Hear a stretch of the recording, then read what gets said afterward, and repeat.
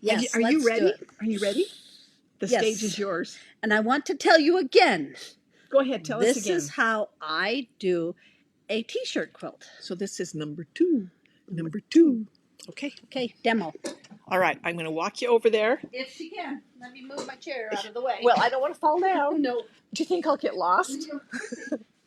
All right, we're going over here. Your foot. Yeah. All right, I'm not quite sure where you want to over to. there. No, I can be right over here. Oh. I think right here is good. If I can set you right here. Okay, so I have made a few of the t-shirt quilts. Right now I've been collecting t-shirts for my son-in-law who is going to graduate. I did one for both my sons. I didn't do one for my daughter. We go to Utah State. I am collecting all kinds of shirts, but I want to show you. And I started cutting them into the shape that I wanted. Look at this. This is the Aggie shuttle that goes Now, up why there. would it say Aggie? Because we're agricultural school, right? So it's the Utah State Aggies. Aggies. Yes. Yes. Isn't that awesome? Everybody's like, where'd you find that one? So we've been collecting them for a little while. I like your blouse. Thank you very much. It is cute. Yeah. Yeah. So I've been collecting them. I buy them at the thrift store. So You mean he didn't wear these? no. Well, then No. Then why is doesn't it matter. a memory quilt? It's not. It's a Okay. t-shirt quilt of Utah State. So I got this and $1. Oh, Sandra, you got to stop saying that. Awesome. So I go to the dollar or the thrift store and I will go and pick up t-shirts. And they're complete t-shirts. You could wear them. I don't care if they're children's, adults, extra size. So Alice says, I'm glad you're doing this because people want to know how to make them, but I just don't want to make it. They're kind of fun. I was a little afraid. I've quilted a few of them and they're kind of fun. Come over to the warehouse. Yes, you can come to the warehouse to see us. You bet. Okay, look at We have this visitors one. today. We have visitors all the time. We do. Look at this one. And we this show one you a was good for time. cancer. They did a whole week or whatever with fighting cancer. And he has just gone through a scare himself. So I thought it was appropriate.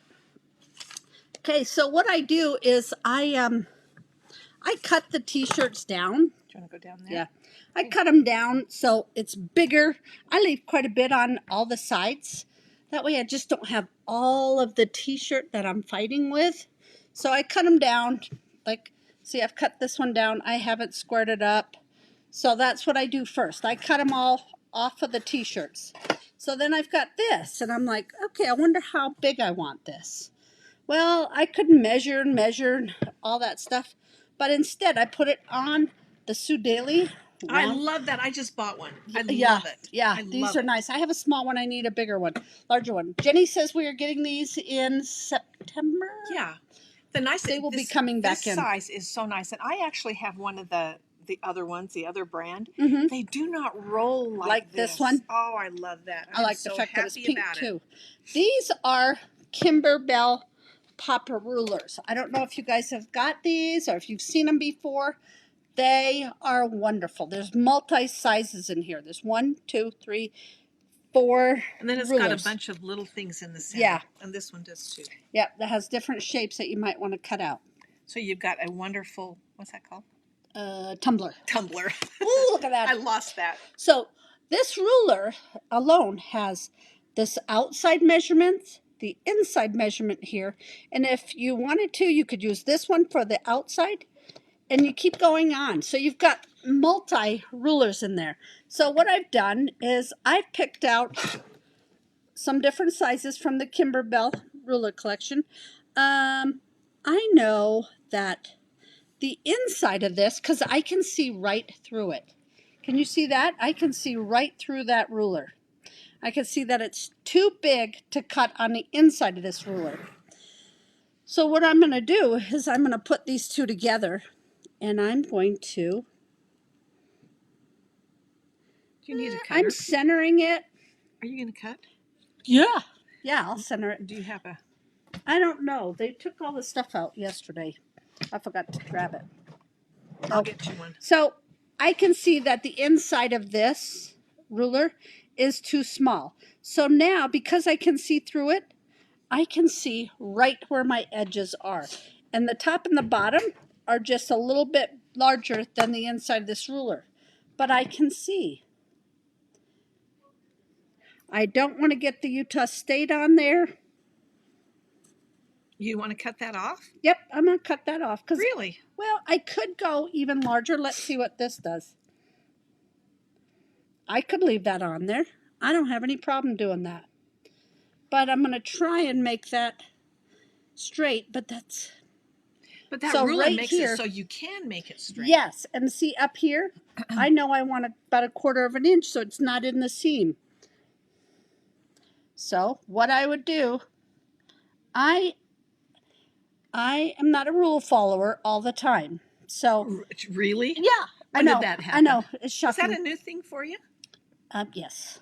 Yes, I used to always follow the rules. But I'm going to cut on the inside. The great thing about these rulers is lots of times you go and you make a cut with the square ruler on the inside, and you have to stop there and start. So you've got a piece that didn't get cut. But with these, they go all the way through up there, and I can start back here with my ruler, my cutter, go all the way there. Then I can come here, start down, cut all the way up through. Oh, I just moved it, darn it. That's why I have this rotary mat. Okay, so I can see where I'm at. I turned it with the rotary mat and come over here. I'm gonna lift this off. Close my thing. Oh, I didn't catch that. But look at that, got my corners because I moved my ruler. But look at that, all my corners are square. That's what I love about the Kimberbell ruler. See, I could have put this one on here and then cut with that. Oh my goodness, I'm having troubles. But yeah, so if you're cutting on the inside, you've got slits. I don't know if you could see that. Which way am I going? You can cut all the way through. So you get all your corners done because it's nothing irritating then you don't have it. So this is what I do. I just start squaring up all of my blocks. You see, they're all different sizes. I squared this one up this morning. I have this one, and I would suggest you iron them. And when I iron these, especially this big one, I made sure I put something on top of this. I don't want that to stick to my iron and make a mess. Okay, so I always put a piece of fabric, or what's that stuff that you call that you put on? So not Teflon. You mean the pressing sheet? Pressing sheet, that's the word. I would put something on top of that so it's a barrier between this and your iron. That's what I would do. So I cut them in whatever shape looks good. I make sure I leave a 1/4 inch seam because I do sew with a 1/4 inch seam, and I leave a little bit more. So I cut them in all different shapes. Here's my bus. Here's a great big one. I just grab all kinds of the shirts, and I got them all at the thrift store. So I just have been collecting them for a few months because I knew he's getting ready to graduate. So then after I've gotten them, cut the extra off, then I'm going to come back and I'm going to choose a stabilizer. Okay, here's where the differences are. This is the important part. This is where big differences are. Some people do not put any stabilizer on them. I've heard that a lot. I have too. I've never tried it without a stabilizer. Let me talk to him. I've never tried them without a stabilizer on them because I'm also going to quilt it myself. And if you notice, you see how much that stretches? Even after you get it sewn together, it's going to stretch. It stretches. So you see how much that stretches. Let's do a comparison down here. Okay, so this stretches quite a bit. You see that? This one has a stabilizer on it. It's from the Kimberbell, what is it called? Fusible backing. Yes.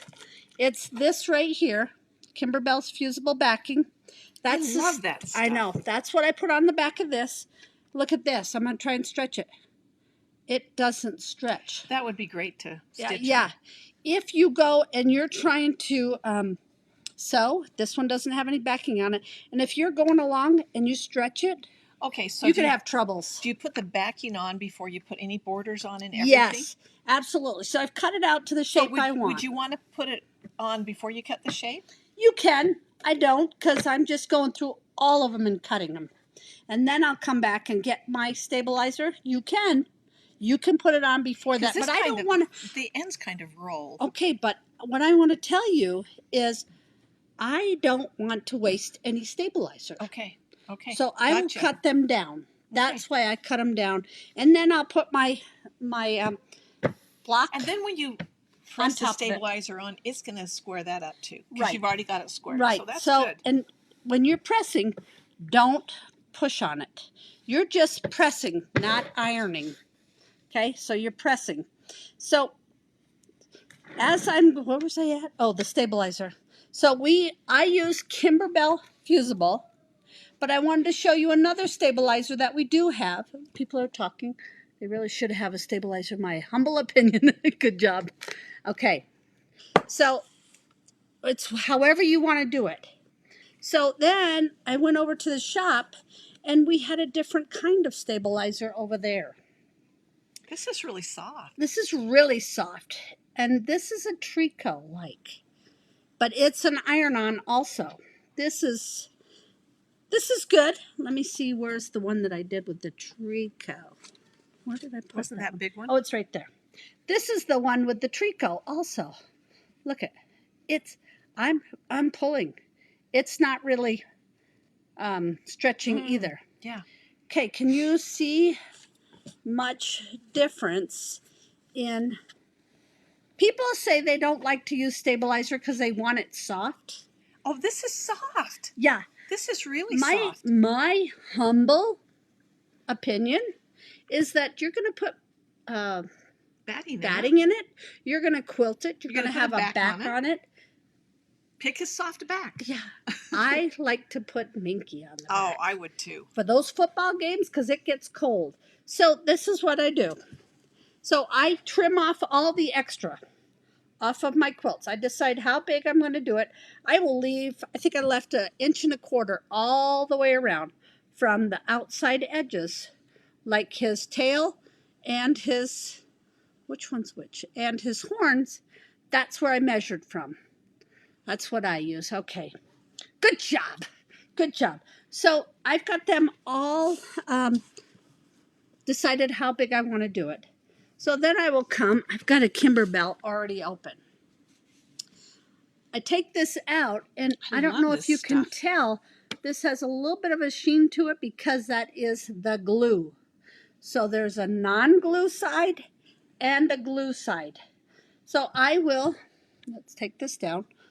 I will lay this out, lay my,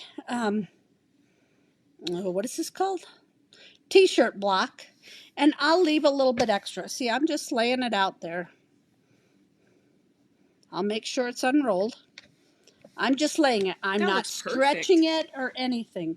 So then I'll come back, and if the size that I want is right with the Kimberbell ruler, see, I'd probably go a little bit bigger. The good thing about the Kimberbell ruler is that you can get your corners exact. Oh, you can. Because otherwise, I'm just going across here, and I'm hoping that I made a straight line there, and I hope I made a straight line there. But look at this. I can tell I did not get it exactly straight. You see that? But when you cut with that ruler, it is going to be square. It's going to be square. That's the great thing about the Kimberbell ruler, because I can go on the outside of that. I'm not going to bother to try and do this. I'm going to use the outside of my ruler because that's going to hold my block down. So I will cut this. I'm going to line this up because I know that's about the size I want. Can you do it with that direction? with my left hand. Yeah. Is that what you're saying, Barb? Try your right. No, that wouldn't be good. I'd probably chop off fingers. So I'm going to go up one side. Okay, so this has a nick in one part of the... So the great thing about this rotary mat also, I can move it. I don't have to move my block. I didn't cut this side again. Oh, I didn't grab it off. Okay, so I'm not moving that, but I'm going to move this just a little bit. I'm going to put that exactly on the line there so I get my corner straight. I'm lifting just a little bit, so then I'm going to trim this, and you notice I've got a little bit extra of the interfacing because I want to make sure it gets on all edges. Okay, then over here I'm going to put this straight on that line because I know it's straight otherwise. And look at that. See, it wasn't straight when I thought I'd cut it straight at home. Now it's all the way square. I love it, Kyle. You could have ironed that on, pressed it on before you squared it all the way up, or you can do it now. Either way, as my friend would always say to me, it's your quilt. You get to do it however you want. So I would take this because I've got the glue side down against my t-shirt block. Press that, and then where's my big one? So right then we're to this point. So then I come and I got this. Then I decide, how big do I want my borders? I cut this one pretty big. So I don't want it to look longer. So I want it to look taller. So I will measure. I will measure. And I learned this not very many years ago, that you need to measure, not just sew. Not just sew it on. Because if I start sewing, I might by accident stretch that a little bit. And you so want then, both sides to be the same. Yes. So this will also tell me. So that's 8 inches. Perfect. Look at that. And that's 8 inches. Because you cut it with the ruler. Kimberbell ruler. Yes.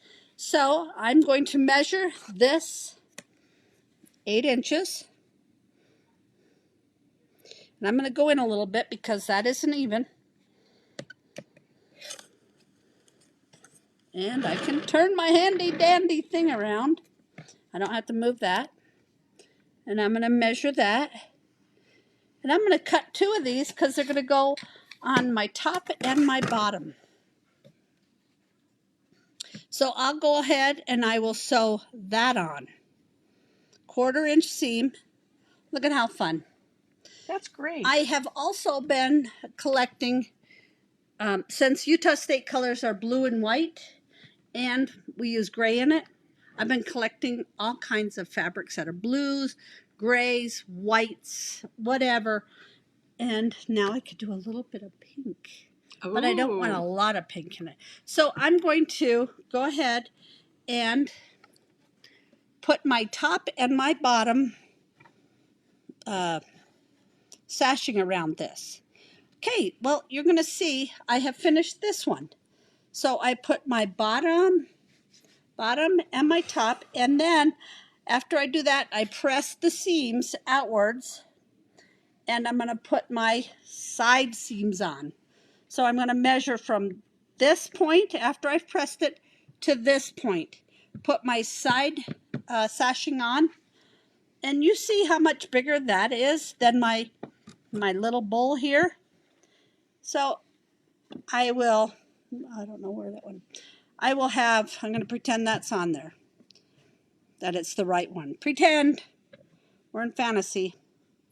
So I'll have that on there, and I'll put this here. I can put it up in the middle, and then I'll just add a piece of fabric. I've done you can do all sorts of pinwheels. I've done half square triangles.